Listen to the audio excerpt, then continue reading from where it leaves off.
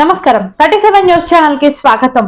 మహారాష్ట్రలోని పూణేలో మహాత్మా జ్యోతిబా సావిత్రిబాయి పూలేలు స్థాపించిన పాఠశాలలో చదువుకున్న విద్యార్థిని ఆమె. చదవటం రాయటం నేర్చుకుంటున్న ఆ విద్యార్థినికి తన మనసులో మెదిలిన భావాలను ప్రశ్నలను అక్షరాలుగా మలచాలని అనిపించింది. అలా ఆమె మొదటి వ్యాసం రాసింది. ఆమె పేరు ముక్తా సాల్వే. ముక్తా సాల్వే రాసిన చిన్న వ్యాసంలో మెహర్లు ఎదుర్కొంటున్న వ్యధ న్యాయం గురించి ఉంది. కేవలం మహర్లు ఎదుర్కొంటున్న సమస్యల గురించి కాకుండా వాటి వెనుక ఉన్న కారణాలను కూడా ఆ వ్యాసంలో రాశారు. ఆ సమయంలో సామాజికంగా అంతరాలు నెలకొన్న పరిస్థితుల్లో ముక్తా సాల్వే చేసిన ప్రయత్నం సాహసంతో కూడుకున్నది. ఇది సుమారు 167 ఏళ్ల క్రితం 1855లో జరిగింది. ముక్తా సాల్వే రచనకు మద్దతు లభించింది. ఇప్పటికీ దళిత రచయిత్రుల గురించి ప్రస్తావన వచ్చిందంటే తొలుత ఆమె పేరుతోనే ప్రారంభిస్తారు. దళిత మహిళా సాహిత్యానికి ఆమె తొలి అడుగు వేసిందని చెప్తారు. పూలే స్థాపించిన పాఠశాలలో చదువుకొని 1840లో పూణేలో జన్మించారు ముక్తా సాల్వే. ఆ కాలంలో సమాజంలో అగ్రవర్ణాలు చెప్పుకునే కులాల ఆధిపత్యమే ఉండేది. కులాల వారీగా వర్గీకరణ చేసి అగ్రకులాల వారే ఆధిపత్యాన్ని చెలాయించేవారు. మాతంగిల కులంలో జన్మించారు ముక్తా సాల్వే.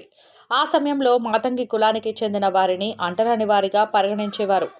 కుల వ్యవస్థలో చివరి మెట్టున ఉన్న మాతంగి కులానికి చెందిన వ్యక్తి కావడంతో చిన్నతనం నుంచే సమాజం నుంచి వివక్షను ఎదుర్కొన్నారు ముక్తా. ఆ సమయంలో విద్య కూడా బ్రాహ్మణ కులానికి మాత్రమే పరిమితమైంది. మహిళలు సమాజంలో అంటరాని వాళ్లుగా పరిగణించేవారు. చదువుకోవడం నిషిద్ధం.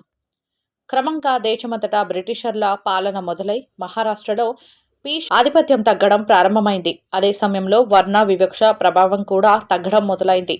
బ్రిటిషర్లు ప్రభుత్వ పాఠశాలలను ప్రారంభించారు. మిషనరీల ఆధ్వర్యంలో నడిచే పాఠశాలల్లో బాలికలు కూడా చదువుకునేందుకు వీలు కల్పించారు.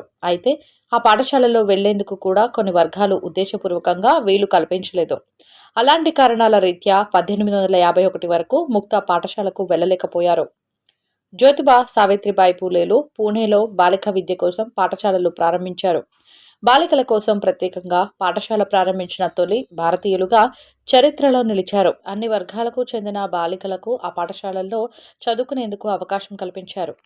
1848లో బిదేవాడలో తొలి పాఠశాలను ప్రారంభించారు. సామాజికంగా వ్యతిరేకత వచ్చినా వెనుకాడలేదు. ఒక్క పాఠశాలను ప్రారంభించడమే అసాధ్యమైన తరుణంలో ఆ దంపతులు వెనక్కి తగ్గకుండా అందరికీ విద్యను అందించాలని, ఎక్కువ సంఖ్యలో పాఠశాలలు ఏర్పాటు చేయాలని నిర్ణయించుకున్నారు. పూణేలో 1851-52 నుంచి ఒకదాని తర్వాత మరొక పాఠశాల పలు ప్రాంతాల్లో ఏర్పాటు చేసుకుంటూ వెళ్లారు. రెండో పాఠశాల చింప్లకర్ వాడలో, మూడో పాఠశాల వెతల్పెత్లో ప్రారంభించారు. ఆ దంపతుల ఆదర్శ నిర్ణయానికి మద్దతుగా నిలిచిన వారిలో లహూజీ సాల్వే ఒకరు. ఆమె మేనకోడలే ముక్తా సాల్వే. 11 ఏళ్ల వయసులో వెతల్ పేత్లోని పాఠశాలలో చదువుకునేందుకు వెళ్లారు. మాతంగి మాంగ్ కులం నుంచి పాఠశాలకు వెళ్లిన తొలి బాలిక కూడా ముక్తా సాల్వేనే. ముక్తా సాల్వే రాసిన తొలి వ్యాసం మహర్ల వ్యధలు 1855లో వెలుగులోకి వచ్చింది. అప్పటికే ముక్తా పాఠశాల చదువు మొదలుపెట్టి 3 ఏళ్లు మాత్రమే అవుతున్నా ఆమె పేరు మాత్రం చరిత్రలో నిలిచిపోయింది. 14 ఏళ్ల వయసులో తొలి వ్యాసం రాసిన ముక్తా ఎంతో మందికి ఆదర్శప్రాయంగా నిలిచారు. అందుకే ఇప్పటికీ దళిత సాహిత్యంలో ఆమెకంటూ స్థానం ఉంది. ఆ మాతమేదో చెప్పండి సామాజిక పరిస్థితులపై ముక్తా రాసిన వ్యాసం చాలా ప్రశ్నలే లేవనెత్తింది. ఆ వ్యాసంలో మహర్ల సమస్యల గురించి దేవుణ్ణి ప్రశ్నించారు ముక్తా. తమను మత వ్యవస్థ నుంచి మినహాయించడం పట్ల దేవుడికి ఫిర్యాదు చేస్తున్నట్లుగా రాశారు.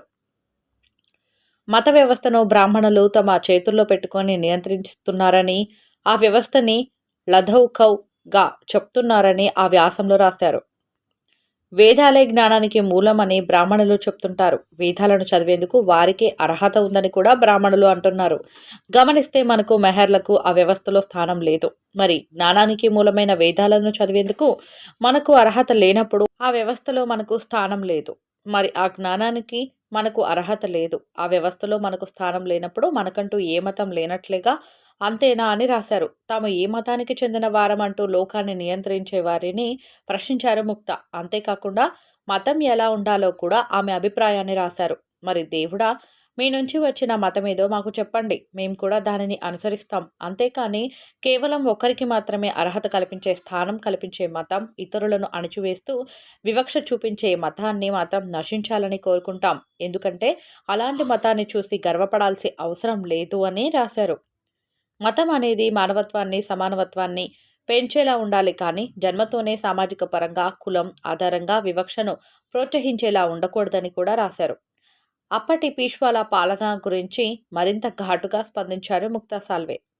బ్రాహ్మణులు ఇతర కులాల వారిని చాలా తక్కువగా చూశారు. మమ్మల్ని జంతువుల కన్నా హీనంగా చూశారు. ఆవులు, గేదెల కన్నా మేము తక్కువ స్థాయి వాళ్ళమన్నట్టు వారు ప్రవర్తించారు. వినండి బాజీరావు, మీ హయాంలో మేము గాడిదలమా, ఇంకేమన్నానా అని ఘాటుగా రాశారు. బహుజనుల పట్ల పీష్వాల కాలంలో తీవ్రమైన వివక్ష ఉందని ఆమె చెప్పారు. 3000 మంది సమక్షంలో ముక్తా సాల్వే రాసిన ఆ వ్యాసం 2 భాగాలుగా అప్పటి పత్రిక జ్ఞానోదయలో ప్రచురితమై ఎక్కువ మందికి చేరువైంది. 1855 ఫిబ్రవరి 15న మొదటి భాగం, మార్చి 1వ తేదీన రెండో భాగం ప్రచురితమైంది. ఆ వ్యాసానికి స్పందనగా వచ్చిన 2 లేఖలను కూడా ఆ పత్రికల్లో ప్రచురించారు. అదే ఏడాది బాంబే స్టేట్ ఎడ్యుకేషనల్ రిపోర్ట్లో కూడా ఆ వ్యాసాన్ని ప్రచురించారు. అంతేకాకుండా ఆ వ్యాసాన్ని అందరి ముందు చదివే అరుదైన అవకాశం ముక్తా సాల్వేకు లభించింది. అప్పటి శిక్షా స్మృతి విభాగ అధిపతి, పూర్ణ కళాశాల ప్రిన్సిపల్, పూలే విద్యా విధానానికి మద్దతుగా నిలిచిన మేజర్ కాండి ఆధ్వర్యంలో విశ్రంభ గర్వలో జ్యోతిబా సన్మాన సభ నిర్వహించారు.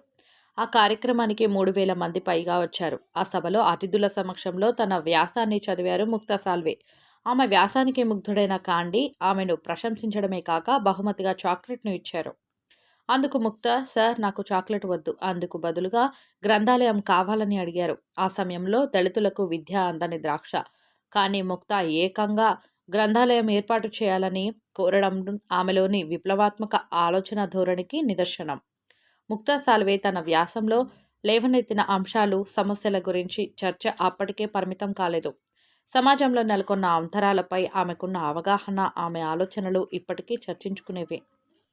1868లో మహాత్మా పూలే, బాబా పద్మాజీ, రేవరెండ్ ముర్రే, మిచెల్ల స్నేహితుడు జోషి ప్రచురించిన డిస్క్రిప్షన్ ఆఫ్ పూణే సిటీ పుస్తకంలో ముక్తా వ్యాసంలోని కొంత భాగాన్ని ప్రస్తావించారు. అంతేకాకుండా ముక్తా మరాఠీలో రాసిన వ్యాసాన్ని, ఆంగ్ల అనువాదాన్ని 1891లో women writing in India 600 BC to present అనే పుస్తకంలో ప్రచురించారు. రచయిత్రులు సూసి తరు, కె లలిత.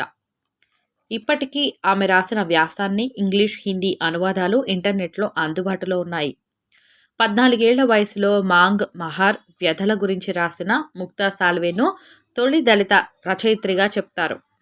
ఆమె తరువాతి రచనలు, ఇతర సమాచారం ప్రస్తుతం అందుబాటులో లేవు. ఆమె జీవిత విశేషాలు, రచనల సమాచారం తొలగించినప్పటికీ ఆమె రాసిన తొలి వ్యాసం ఇప్పటికీ అందుబాటులో ఉంది. ఆ ఒక్క రచనతోనే ఆమె స్ఫూర్తిగా నిలుస్తున్నారు.